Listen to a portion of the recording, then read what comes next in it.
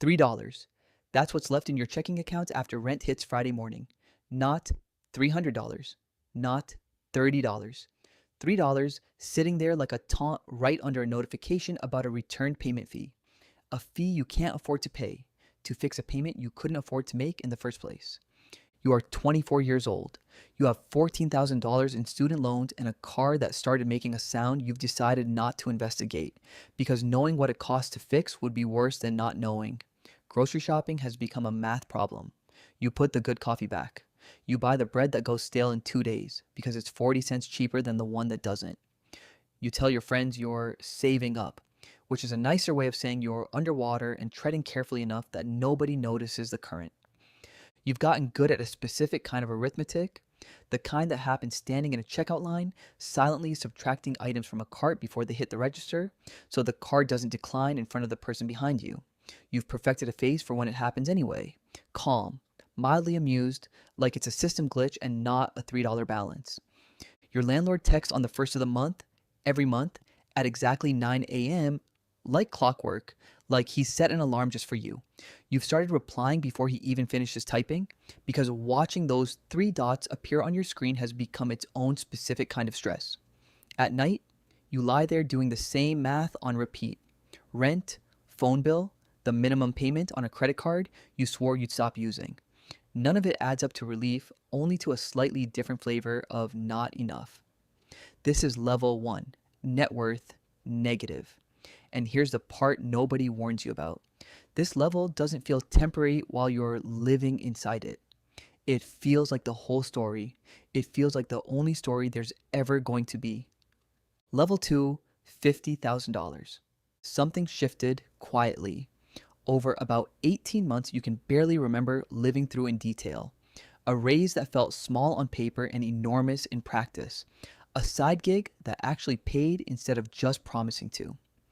Ramen turned into real groceries, which turned into an emergency fund you're almost too scared to touch, like it might disappear if you look at it wrong. You have $50,000 now. Most of it is sitting in a 401k you don't fully understand. You just know the little number next to it turns green most months, and that's enough for you to leave it alone. The rest is in a savings account with an interest rate that's basically a rounding error, but you don't care because for the first time, a surprise $400 car repair doesn't end your month. It's just an annoyance. You notice the difference in small, almost embarrassing ways. You buy the good coffee again? Sometimes. You stop doing the checkout line subtraction? Mostly, except out of habit, the way you still flinch at a loud noise years after the thing that caused it stopped happening. You still tense up just slightly at a restaurant bill over $60, and you still open your banking app first thing every morning, the way some people check the weather, less to plan around it now, more because the ritual itself has become comforting instead of terrifying. The landlord's texts stop landing the same way. You still reply fast, out of habit, but the three dots don't do anything to your stomach anymore. That distinction, annoyance instead of catastrophe, is the entire difference between level 1 and level 2, and almost nobody outside your own bank account can see it happened. Level 3, $250,000. A word starts to exist in your life that didn't before. Options. You could, if you wanted to, put a down payment on a small house. You probably won't yet. The math still makes you nervous, and you've seen what a bad mortgage did to your uncle, but the fact that you could changes how you carry yourself in rooms with older, richer people. You stop apologizing for ordering the appetizer. Most of this $250,000 isn't cash sitting somewhere waiting for you. It's illiquid. Retirement accounts, a brokerage account you started almost as an experiment 3 years ago, buying $20 of an index fund on a whim, then 50, then whatever was left over at the end of the month, on principle, refusing to stop even in months when it felt pointless. You are, technically, sitting above roughly 70% of American households by net worth. You do not feel like it. You still drive the car with the sound. You've just started Googling, late at night, what that sound might actually mean and closing the tab before you find out. Friends start asking you for advice now, which feels absurd because you don't feel qualified, you just started before they did, and compounding did the rest quietly while nobody was watching. You give the advice anyway, carefully. Aware for the first time that money has started attaching itself to your opinions in a way it never did at level 1, when nobody asked you anything and you couldn't have answered if they had. Level 4, $1 million.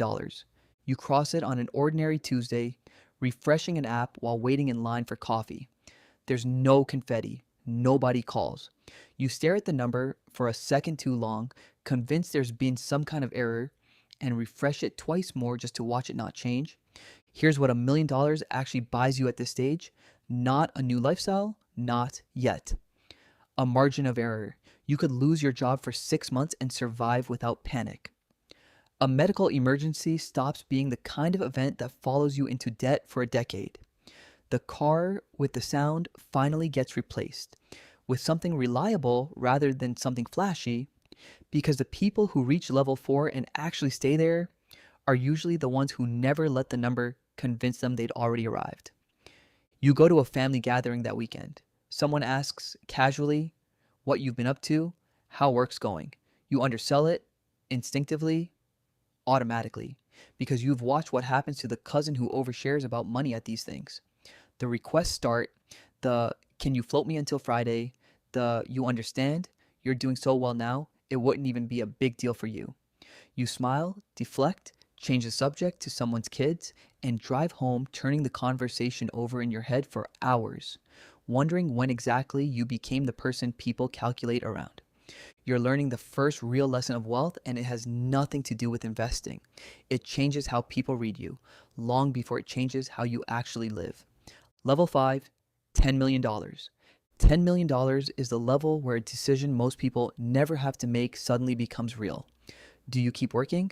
Not because you need the paycheck anymore. The math on $10 million, conservatively invested, already covers a normal life indefinitely without you lifting another finger. But because your entire identity has been tangled up in a job title for so long that walking away from it feels like walking away from yourself. Roughly half the people who reach this level quit within 2 years. The other half keep going, quietly, because they've discovered something uncomfortable about themselves. They like the money less than they thought they would, and the work itself more than they'd ever admitted out loud, even to a spouse. You hire your first real professional, not exactly financial advisor, more of a traffic controller for your money. Taxes get complicated in ways no app was ever built to handle. You start hearing phrases like tax loss harvesting and qualified opportunity zones at dinner parties, and you nod along like you've always known what they mean, filing them away to look up later, alone, on your phone, in the bathroom, so nobody sees you do it. A coworker finds out, somehow, these things always leak, and the office changes overnight. People who never spoke to you start stopping by your desk. People who used to speak to you every day start avoiding it entirely, unsure what to say to someone who technically doesn't need to be there anymore. You start getting invited to things, boards, advisory panels for causes you barely know about. You understand slowly that you're no longer being asked for your time. You're being asked for your name next to a number. Level 6, $50 million. At $50 million, something structural changes underneath you. You're no longer managing money, you're managing a small institution, and you happen to be its only shareholder. There's an entity now, an LLC, sometimes a trust, occasionally several of each, standing between you and your own assets. Built by lawyers who bill in 6-minute increments and somehow always seem to need one more signature before anything moves. The people around you shift again, more sharply this time than at any level before. Old friends get quieter, unsure how to bring up their own ordinary problems next to the size of yours. New people get louder, unsure how well they're hiding the fact that they've noticed the number, that they did the math on your house before they even sat down to dinner. You start to understand, finally, why the genuinely wealthy talk about money so rarely in public. It isn't secrecy for its own sake. It's that every conversation about it now costs something. In a friendship, in a family dinner, in a version of trust you didn't realize you'd have to start rationing. You buy something largely symbolic, not because you need it, but because you earned the right to stop pretending you don't want it. It doesn't feel the way you thought it would. It feels mostly like relief that you don't have to think about the price tag, which turns out to be a much smaller feeling than the one you'd imagined at level 1. lying awake doing rent math by the light of your phone. Level 7, $150 million. This is the level where you become, on paper, more financially significant than the discretionary budget of a small town government. And yet you can still walk into a grocery store completely unrecognized. This is the invisible tier, wealthy enough to reshape a community if you chose to, anonymous enough that nobody at the checkout line has the faintest idea, and you've come to prefer it that way. You've stopped checking your net worth daily because it moves by more in a single volatile afternoon than most people will earn across 5 years of full-time work, and reacting to every swing would be its own particular kind of madness. Your money now works through people you have mostly never met in person: analysts, portfolio managers, a family office with an org chart longer than some small companies. You've built, functionally, a business whose only product is compounding quietly in the background of a life that from the outside looks almost normal. A local charity reaches out, cautiously, through an intermediary, asking if you'd consider a donation to save a community center you used to walk past as a kid. You write the check without needing to check a balance first, then sit with it for a long moment afterward, not because of the amount, but because you remember, with total clarity, being a kid who needed that building open. Your own children, if you have them, are growing up with a version of normal that will never match yours. You try more than once to explain the value of a dollar to someone who has never once seen a bank balance of $3, and realize partway through the sentence that you're not entirely sure how to finish it anymore either. Level 8, $500 million. $500 million stops behaving like a lot of money somewhere around here and starts behaving like something closer to a permanent structure. A bridge that will outlast you, one your grandchildren will walk across one day without ever fully knowing your name or the version of you that once stared at a bank balance of $3 at 11 at night, praying the number was a mistake. At this level, the questions themselves change shape. It's no longer, can I afford this? It's, what do I want to still exist after I'm gone? Foundations, endowments, a wing of a hospital with a plaque nobody will read closely 50 years from now, except maybe one curious kid who wonders who you were. These used to be the kinds of decisions that belonged, in your mind, to people in history textbooks. Now they belong to you, made on a Tuesday afternoon phone call by people whose entire professional purpose is turning your money into permanence. Somewhere in that phone call, a lawyer mentions a figure representing what your estate will be worth in 30 years if nothing changes, and for a moment, the number stops meaning anything at all. It's too large to relate to, the way a distance in light years is technically a number, but not really something you can picture standing in a room. You still remember with total clarity the smell of the apartment where you did the rent math every night. You could describe the exact shade of the water stain on that ceiling, the sound your landlord's name made when it lit up your phone screen at 9 a.m. sharp.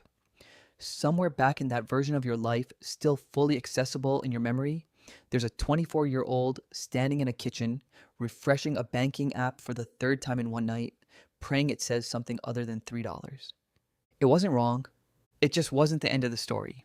If you want to see what every level of debt looks like from the inside, or what happens on the other end at every level of poverty, that's exactly what's coming next on this channel. Subscribe if you want to be there when it drops.